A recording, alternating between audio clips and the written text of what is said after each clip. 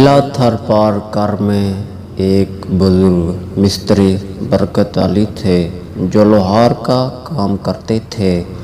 ایک دن ان کے پاس ایک مرزائی آیا اور آتے ہی اس نے مرزا قادیانیوں کو نبی ماننے اور سچا نبی ہونے پر یقین رکھنے اور پھر اس کے دین میں مستری صاحب کو داخل کرنے کے لیے تبلیغ شروع کر دی۔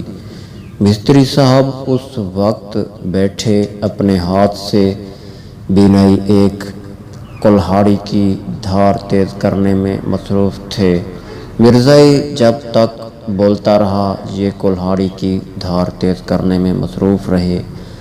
جب دھار خوب تیز ہو گئی تو یکدم اٹھے اور کلہاڑی کو اس مرزائی کی گردن پر رکھ دیا اور کہا، کہو مرزا قادیانی بے ایمان اور جھوٹا تھا اور ایسا ویسا تھا۔ مستری صاحب نے جیسے جیسے کہا مرزائی ویسا ہی بولتا رہا۔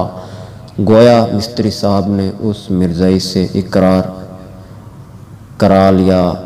جب مستری صاحب مطمئن ہو گئے تو وہی کلہاڑی اس مرزائی کے ہاتھوں میں تھما کر کہنے لگے، اب کلہاڑی میری گردن پر رکھو اور مجھ سے کہو کہ حضور صلی اللہ علیہ وآلہ وسلم کی شان میں گستاخی کروں، اللہ کی قسم میں ٹکڑے ٹکڑے ہو جاؤں گا مگر اپنے نبی کریم صلی اللہ علیہ وآلہ وسلم کی گستاخی کا تصور بھی نہیں کر سکتا۔